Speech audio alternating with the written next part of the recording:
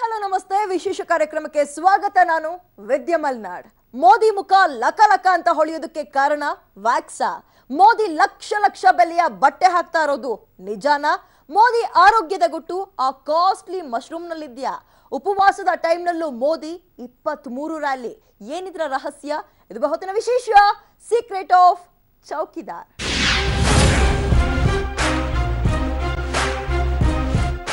CM ಆಗಿದ್ದಾಗ ಮೋದಿಗೂ ಈಗ PM ಆಗಿರೋ ಮೋದಿಗೂ ಬಹಳಷ್ಟು ವ್ಯತ್ಯಾಸ ಇದೆ. ಅದು ನಡೆ ನುಡಿಯಲ್ಲಿರಬಹುದು, ಅಥವಾ ಉಡುಗೆ ತೊಡುಗೆಯಲ್ಲಿರಬಹುದು, ಅಥವಾ ಆಹಾರ ಪದ್ಧತಿಯಲ್ಲೇ ಇರಬಹುದು.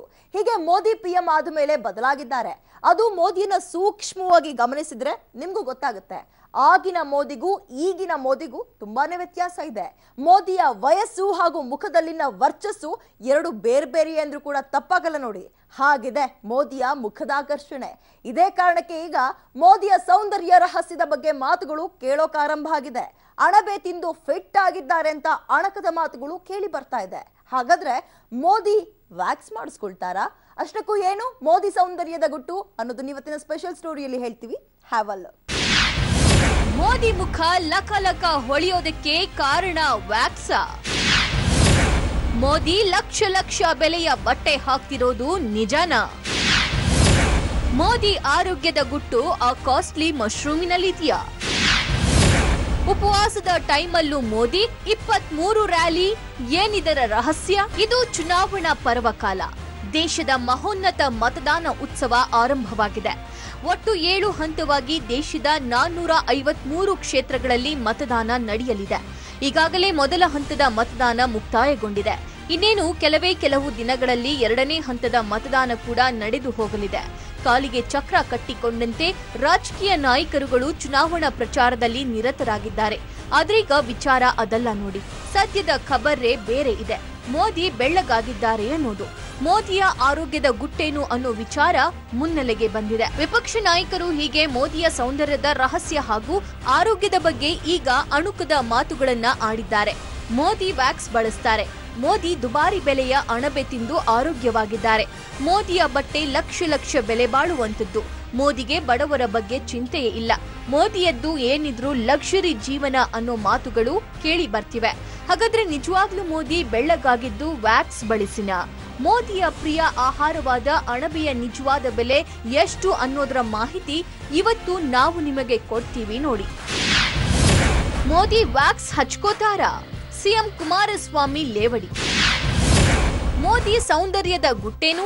ವ್ಯಾಕ್ಸ್ ಹಚ್ಚಿಯೇ ಬೆಳ್ಳಗಾಗಿದ್ದಾರಾ ಮೋದಿ? ಮೋದಿ ಹೇಳಿ ಕೇಳಿ ದೇಶದ ಪ್ರಧಾನಿ. ಹೀಗಾಗಿ ಅದರ ಘನತೆಗೆ ತಕ್ಕಂತೆ ಇರಲೇಬೇಕು ನಮೋ.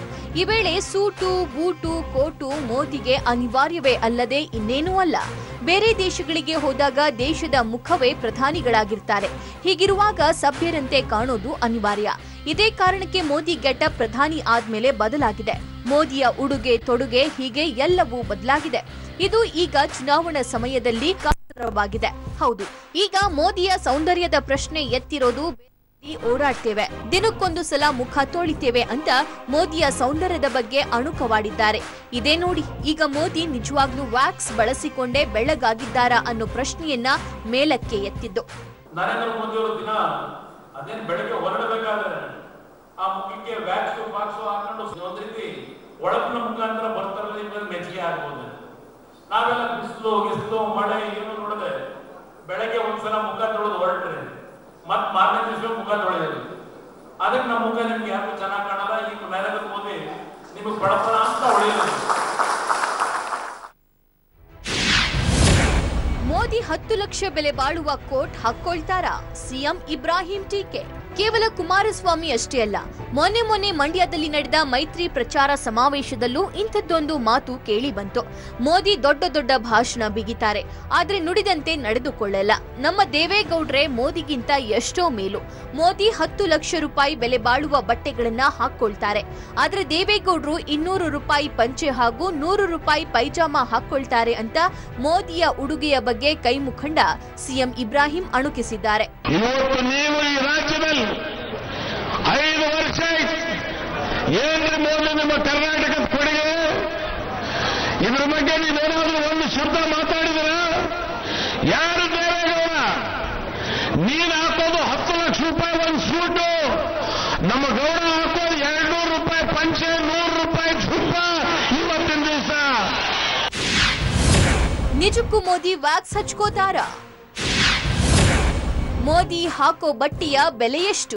ಇಲ್ಲಿಂದಲೇ ನೋಡಿ ಮೋದಿಯ ಬಟ್ಟೆ ಹಾಗೂ ಸೌಂದರ್ಯದ ಬಗೆಗಿನ ಪ್ರಶ್ನೆಗಳು ಎದ್ದಿರೋದು. ಸಿಎಂ ಮೋದಿಗೂ ಪಿಎಂ ಆದಾಗಿನ ಮೋದಿಗೂ ತುಂಬಾನೇ ಫರಕ್ ಇದೆ ಅನ್ನೋದು ಈಗ ಗೌಪ್ಯವಾಗಿ ಏನು ಉಳಿದಿಲ್ಲ. ಸಿಎಂ ಆಗಿದ್ದ ಮೋದಿಯ ಗೆಸ್ಚರ್ಗೂ ಈಗಿನ ಮೋದಿಗೂ ಬಹಳ ವ್ಯತ್ಯಾಸವಿದೆ. ಈ ಹಿಂದೆ ಮೋದಿ 10 ಲಕ್ಷ ಕೋಟ್ ಹಾಕಿಕೊಂಡು ಸದ್ದು ಮಾಡಿದ್ರು. ಸ್ವತಃ ಮೋದಿಯ ಹೆಸರೇ ಆ ಕೋಟ್ ಮೇಲೆ ಬರೆಯಲಾಗಿತ್ತು.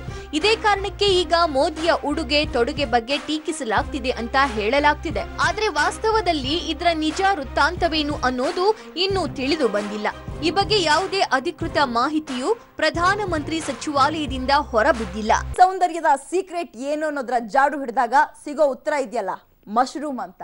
ಹೌದು, ಮೋದಿಯ ನೆಚ್ಚಿನ ಆಹಾರದ ಪೈಕಿ ಅಣಬೆ ಕೂಡ ಒಂದು. ಅಣಬೆ ಅತ್ಯಂತ ಪೌಷ್ಟಿಕತೆಗಳುಳ್ಳ ಆಹಾರ ಅನ್ನೋದು ನಿಮ್ಗೆಲ್ಲ ಗೊತ್ತೇ ಇದೆ.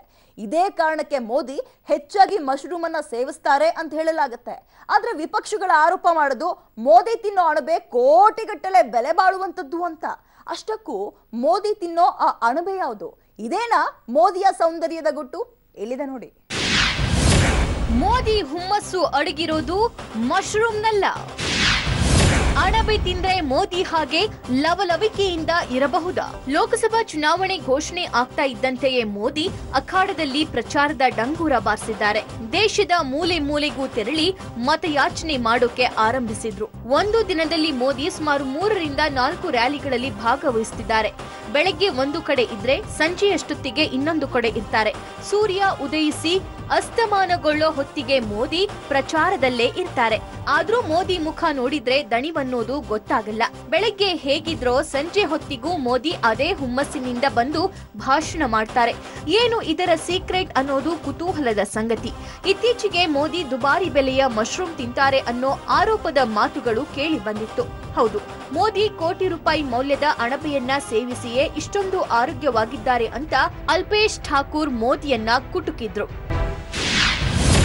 ಅಲ್ಪೇಶ್ ಠಾಕೂರ್ ಮಾಡಿದ್ರು ಮೋದಿ ಮೇಲೆ ಗಂಭೀರ ಆರೋಪ. ಮೋದಿ ತಿನ್ನೋ ಅಣಬೆ ಬೆಲೆ ಎಷ್ಟು ಗೊತ್ತಾ? ಅದು ಕೂಡ ಮೋದಿಯ ಆಹಾರದ ಕುರಿತಾಗಿ. ಮೋದಿ ಈ ಹಿಂದೆ ಸಿಎಂ ಆಗಿದ್ದಾಗ ಇಷ್ಟೊಂದು ಬೆಳ್ಳಗೆ ಇರಲಿಲ್ಲ. ಆದರೆ ಪ್ರಧಾನಿ ಆದ್ಮೇಲೆ ಬೆಳ್ಳಗಾಗಿದ್ದಾರೆ. ಈ ಬಗ್ಗೆ ಮಾತನಾಡುವಾಗ ಗೊತ್ತಾಯ್ತು ಮೋದಿ ಅತಿಯಾಗಿ ಅಣಬೆ ತಿಂತಾರೆ ಅಂತ. ಅದು ಕೂಡ ನಮ್ಮ ನಿಮ್ಮಂತವರು ತಿನ್ನೋ ರೀತಿಯ ಅಣಬೆಯಲ್ಲ.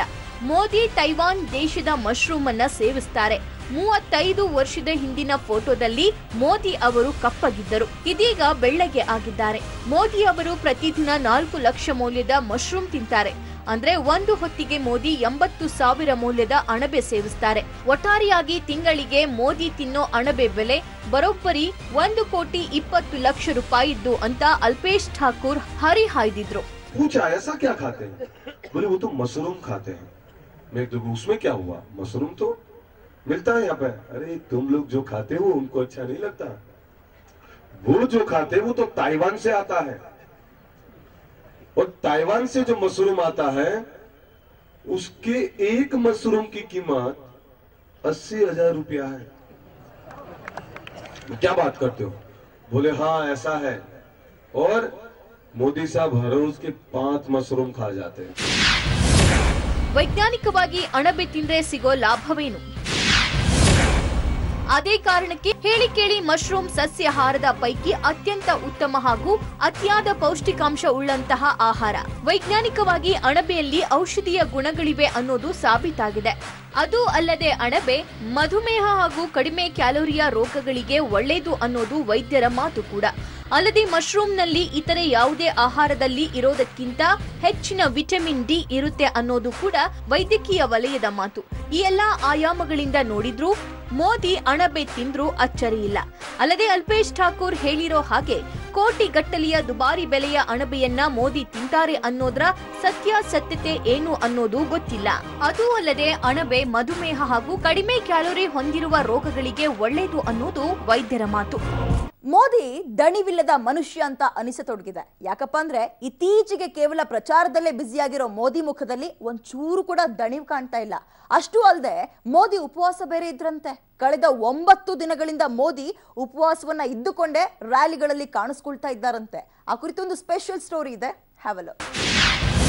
ಕಾಲಿಗೆ ಚಕ್ರ ಕಟ್ಟಿಕೊಂಡು ಪ್ರಚಾರ ನಡೆಸ್ತಾ ಇರುವ ಮೋದಿ, ಉಪವಾಸದ ನಡುವೆಯೂ ಪ್ರಚಾರದಲ್ಲಿ ನಿರತರಾಗಿರುವ ನಮೋ. ಆದರೂ ದಣಿವಿಲ್ಲ, ಮುಖದಲ್ಲಿನ ಹುಮ್ಮಸ್ಸು ಮಾಸಿಲ್ಲ. ಲೋಕಸಭಾ ಚುನಾವಣೆ ಘೋಷಣೆಯಾದ ಬೆನ್ನಲ್ಲೇ ಪ್ರಧಾನಿ ಮೋದಿ ದೇಶಾದ್ಯಂತ ಚುನಾವಣಾ ರ್ಯಾಲಿಯಲ್ಲಿ ಪಾಲ್ಗೊಂಡು ಪಕ್ಷವನ್ನ ಮತ್ತೊಮ್ಮೆ ಅಧಿಕಾರಕ್ಕೆ ತರಲು ಶ್ರಮ ಪಡುತ್ತಿದ್ದಾರೆ. ಒಟ್ಟಾರೆ 7 ಹಂತದ ಚುನಾವಣೆಗೆ ಮೋದಿ 150ಕ್ಕೂ ಹೆಚ್ಚಿನ ರ್ಯಾಲಿಯಲ್ಲಿ ಭಾಗಿಯಾಗಲಿದ್ದಾರೆ. ಆದರೆ ಮೊದಲ 2 ಹಂತದ ಚುನಾವಣೆಯ ವೇಳೆ ಚೈತ್ರ ನವರಾತ್ರಿ ಬಂದಿದ್ದು ಮೋದಿ ಅವರು ಉಪವಾಸ ಮಾಡಿಕೊಂಡೇ ದೇಶ ಸಂಚಾರ ನಡೆಸ್ತಾ ಇದ್ದಾರೆ. ಹೌದು, ದಕ್ಷಿಣ ಭಾರತದಲ್ಲಿ ಸೆಪ್ಟೆಂಬರ್ ಅಕ್ಟೋಬರ್ ಅವಧಿಯಲ್ಲಿ ಶರನ್ನವರಾತ್ರಿ ಆಚರಿಸಿದಂತೆ ಉತ್ತರ ಭಾರತದಲ್ಲಿ ಯುಗಾದಿ ದಿನ ಆರಂಭವಾಗಿ ಮುಂದಿನ 9 ದಿನಗಳ ಕಾಲ ಚೈತ್ರ ನವರಾತ್ರಿ ಅಂತ ಆಚರಿಸಲಾಗುತ್ತೆ. ಈ ವೇಳೆ ಹಿಂದೂ ಸಂಪ್ರದಾಯಸ್ಥರು ಉಪವಾಸ ಆಚರಿಸೋ ಸಂಪ್ರದಾಯ ಜಾರಿಯಲ್ಲಿದೆ. ಇದೇ ಪ್ರಕಾರ ಮೋದಿ ಕೂಡ ಚೈತ್ರ ನವರಾತ್ರಿ ಅಂಗವಾಗಿ 9 ದಿನಗಳ ಕಾಲ ವ್ರತ ಆಚರಿಸುತ್ತಾರೆ. ಹೇಳಿ ಕೇಳಿ ಇದು ಚುನಾವಣೆಯ ಸಮಯ ಆಗಿರೋದ್ರಿಂದ ಈ 9 ದಿನವೂ ಮೋದಿಗೆ ಪ್ರಚಾರದ ದಿನಗಳೇ ಆಗಿದೆ. ಹೀಗಾಗಿ ಮೋದಿ ವ್ರತ ಆಚರಿಸಿಕೊಂಡೇ ಪ್ರಚಾರ ರ್ಯಾಲಿಗಳಲ್ಲಿ ಭಾಗಿಯಾಗಿದ್ದಾರೆ. ಅಂದಹಾಗೆ ಮೋದಿ ಕಳೆದ 45 ವರ್ಷಗಳಿಂದ ಈ ವ್ರತವನ್ನ ಆಚರಿಸಿಕೊಂಡು ಬರ್ತಿದ್ದಾರೆ ಎನ್ನಲಾಗಿದೆ. 9 ದಿನಗಳ ವ್ರತ ಆಚರಿಸಿಕೊಂಡು ಪ್ರಚಾರ ನಡೆಸಿದ ಚೌಕಿದಾರ್. ಈ ಚೈತ್ರ ನವರಾತ್ರಿ ಅವಧಿಯಲ್ಲಿ ಮೋದಿ ಸುಮಾರು 13 ರಾಜ್ಯಗಳಲ್ಲಿ ಒಟ್ಟು 23 ರ್ಯಾಲಿಗಳಲ್ಲಿ ಭಾಗಿಯಾಗಿದ್ದಾರೆ. ಪ್ರತಿದಿನ ಮೋದಿ ಕನಿಷ್ಠ ಪಕ್ಷ 3 ರ್ಯಾಲಿಗಳನ್ನು ನಡೆಸಿಕೊಂಡು ಬಂದಿದ್ದಾರೆ. ಆದರೆ ವಿಶೇಷ ಅಂದ್ರೆ ಈ ಎಲ್ಲಾ ರ್ಯಾಲಿ ವೇಳೆಯೂ ಮೋದಿ ಉಪವಾಸದಲ್ಲೇ ಇದ್ರು. ಆದರೆ ಎಲ್ಲೂ ಕೂಡ ಮೋದಿ ಉಪವಾಸದಲ್ಲಿ ಇದ್ದಾರೆ, ದಣಿವಾಗಿದೆ ಅಂತ ಅನ್ನಿಸಲೇ ಇಲ್ಲ. ಎಂದಿನಂತೆ ಮೋದಿ ಎಷ್ಟು ಉತ್ಸಾಹದಿಂದ ಇರ್ತಾರೋ ಹಾಗೆ ಲವಲವಿಕೆಯಿಂದ ಮೋದಿ ಇದ್ರು. ಮೋದಿ ಪ್ರಚಾರದ ಮೇಲೆ ಮೋದಿಯ ನಂಬಿಕೆ, ಆಚಾರ ವಿಚಾರಗಳು ಯಾವುದು ಕೂಡ ಪ್ರಭಾವ ಬೀರಲಿಲ್ಲ. ಈ 9 ದಿನಗಳ ಉಪವಾಸದ ಅವಧಿಯಲ್ಲಿ ಮೋದಿ ಒಡಿಶಾ, ಛತ್ತೀಸ್ಗಢ, ಪಶ್ಚಿಮ ಬಂಗಾಳ, ತ್ರಿಪುರ, ಮಣಿಪುರ, ಮಹಾರಾಷ್ಟ್ರ, ಕರ್ನಾಟಕ, ತಮಿಳುನಾಡು, ಗೋವಾ, ಬಿಹಾರ, ಅಸ್ಸಾಂ ಹಾಗೂ ಕೇರಳದಲ್ಲಿ ಮೋದಿ ಪ್ರಚಾರ ರ್ಯಾಲಿಯಲ್ಲಿ ಕಾಣಿಸಿಕೊಂಡಿದ್ದಾರೆ. ಅದು ಕೂಡ ಮೋದಿ ನಿದ್ದೆ ಮಾಡೋದು ಕೇವಲ 3-4 ತಾಸು ನಿದ್ದೆಯಷ್ಟೇ. ಇನ್ನು ಈ ವ್ರತದ ನಡುವೆಯೇ ಮೋದಿ ಸೇವಿಸೋದು ಯಾವುದಾದರೊಂದು ಹಣ್ಣಿನ ರಸವಷ್ಟೇ. ಕಳೆದ 9 ದಿನಗಳ ಕಾಲವೂ ಒಂದೇ ಹಣ್ಣಿನ ರಸವನ್ನ ಸೇವಿಸಿಯೇ ಪ್ರಚಾರದಲ್ಲಿ ಪಾಲ್ಗೊಂಡಿದ್ದಾರೆ ಎನ್ನಲಾಗಿದೆ. ದಿನಕ್ಕೆ 3-4 ರ್ಯಾಲಿ, ನೋ ರೆಸ್ಟ್. ಆದ್ರೂ ಮೋದಿಗಿಲ್ಲ ಆಯಾಸ. ಏನು ಮೋದಿಯ ಆರೋಗ್ಯದ ಗುಟ್ಟು? ಹೌದು, ಆದ್ರೂ ಮೋದಿ ಮುಖದಲ್ಲಿರುವ ಹುಮ್ಮಸ್ಸು ಕಡಿಮೆಯಾಗಲಿಲ್ಲ. ಕೊಂಚವೂ ದಣಿದವರ ಹಾಗೆ ಕಾಣಲಿಲ್ಲ. ಏನಿದರ ಗುಟ್ಟು ಅನ್ನೋದು ಕುತೂಹಲದ ಸಂಗತಿ. ಇದೇ ಕಾರಣಕ್ಕೆ ಮೋದಿ ಸುತ್ತ 10 ಹಲವು ಊಹಾಪೋಹದ ಮಾತುಗಳಿವೆ. ಮೋದಿ ಮಶ್ರೂಮ್ ತಿಂತಾರೆ, ವ್ಯಾಕ್ಸ್ ಮಾಡಿಸಿಕೊಳ್ತಾರೆ, ಹೀಗೆ 108 ಆರೋಪಗಳು ಮೋದಿ ಮೇಲಿದೆ. ಆದ್ರೆ ಇದ್ಯಾವುದಕ್ಕೂ ಕೂಡ ಆಧಾರಗಳು ಇಲ್ಲ. ವಾಸ್ತವ ಅಂದ್ರೆ ಮುಖದಲ್ಲಿನ ಕಳೆ ಮಾಸದೆ ಮೋದಿ ಪ್ರಚಾರದಲ್ಲಿ ಭಾಗಿಯಾಗ್ತಿದ್ದಾರೆ ಅನ್ನೋದಷ್ಟೇ. ಅಸಲಿಗೆ ಏನು ಮೋದಿಯ ಈ ಹುಮ್ಮಸ್ಸಿನ ಗುಟ್ಟು, ಸೌಂದರ್ಯದ ರಹಸ್ಯ ಅನ್ನೋದು ನಿಗೂಢ ಸಂಗತಿ. ಕುಮಾರಸ್ವಾಮಿ ಹಾಗೂ ಸಿಎಂ ಇಬ್ರಾಹಿಂ ಮಾಡಿರೋ ಆರೋಪಗಳ ಹಾಗೆ ಈ ಹಿಂದೆ ಕೂಡ ಸಾಕಷ್ಟು ಜನ ಮಾಡಿದ್ದಾರೆ. ಆದ್ರೂ ಸಿಎಂ ಆಗಿದ್ದಾಗಿನ ಮೋದಿಗೂ ಪಿಎಂ ಆದಾಗಿನ ಮೋದಿಗೂ ಸಾಕಷ್ಟು ಫರಕ್ ಇದೆ ಅನ್ನೋದು ಮಾತ್ರ ಸುಳ್ಳಲ್ಲ ಬಿಡಿ. ಆದ್ರೆ ವಾಸ್ತವದಲ್ಲಿ ಏನಿದ್ರ ಗುಟ್ಟು ಅನ್ನೋದು ಮಾತ್ರ ಗುಟ್ಟಾಗಿ ಉಳಿದಿದೆ ಅಂತ ಹೇಳ್ತಾ ವಿಶೇಷ ಕಾರ್ಯಕ್ರಮ ಮುಗಿಸ್ತಾ ಇದ್ದೀವಿ. ನೆನಪಿರ್ಲಿ, ನ್ಯೂಸ್ ಅಂದ್ರೆ ಪಬ್ಲಿಕ್ ಟಿವಿ.